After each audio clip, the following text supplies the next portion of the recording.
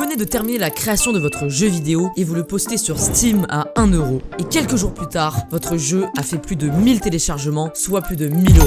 Ça fait rêver, pas vrai? Eh bien, dites-vous que ce rêve deviendra réalité grâce à cette vidéo où je vous montrerai tous les outils et conseils que je connais pour créer votre propre jeu vidéo. Pour créer votre jeu vidéo, vous allez avoir besoin d'un moteur graphique. C'est ce qui va vous permettre d'afficher absolument tous les éléments de votre jeu, de la moindre particule jusqu'à la map tout entière. Il en existe beaucoup, mais je vais vous en présenter un, et c'est sur celui-là que vous allez créer votre prochain jeu, Unreal Engine 5. Développé par Epic Games, c'est avec ce logiciel qu'a été créé Fortnite ou encore Rocket League. Mais alors pourquoi celui-là en particulier? Déjà, il est complètement gratuit d'utilisation, et ça c'est un gros avantage. De plus, il permet de développer son jeu en blueprint, une forme de visual scripting, donc vous pouvez dire adieu à toutes ces lignes de code et accueillir le blueprint, qui est très simple d'utilisation et de compréhension. Concrètement, si on ouvre le logiciel, vous pouvez utiliser des templates qui ont déjà tous les mouvements de base d'un personnage avec ses animations prédéfinies. Et ensuite, vous pourrez personnaliser tout ça avec des tutos sur YouTube. Avec toutes les cartes en main, rien ne vous empêchera de créer tout ce que vous voudrez. Par exemple, voilà ce que j'ai pu faire en seulement 3 jours grâce à des packs gratuits et des tutos sur YouTube.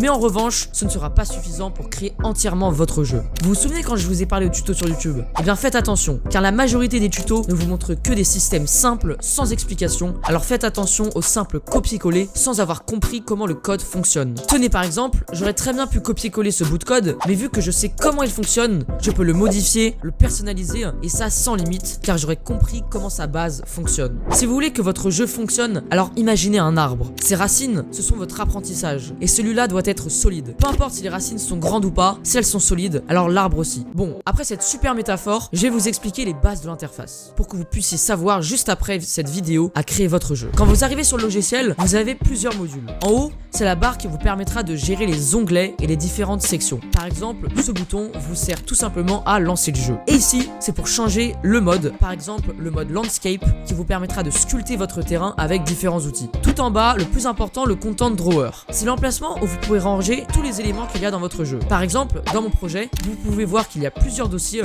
dont celui avec mes armes. Si je double-clique, j'ouvre le blueprint, c'est-à-dire l'endroit où je pourrais modifier tous les aspects de mon arme et le code, mais je peux aussi le placer dans mon monde. Et à droite, vous pourrez voir tous les objets présents dans la map, ainsi que leurs options. Maintenant que vous connaissez la base, votre apprentissage futur sera encore plus rapide. Mais avant ça, je vais vous montrer une dernière chose, mes petits logiciels qui vous feront gagner énormément de temps. Premièrement, Blender, logiciel 3D qui vous permet d'absolument tout faire, en passant par les armes, aux personnages et à l'animation. Mais si vous n'avez pas envie d'apprendre l'animation 3D, Mixamo le fait à votre place. Vous avez une centaine d'animations et de personnages animés, complètement gratuits et parfaitement transformables pour Unreal Engine. En plus de ça, sur Unreal Engine 5, vous avez ce petit bouton qui vous permet d'ouvrir Pixel Bridge, et là je vous laisse juste imaginer tout ce que vous pouvez faire rien qu'avec cet outil qui est encore une fois complètement gratuit.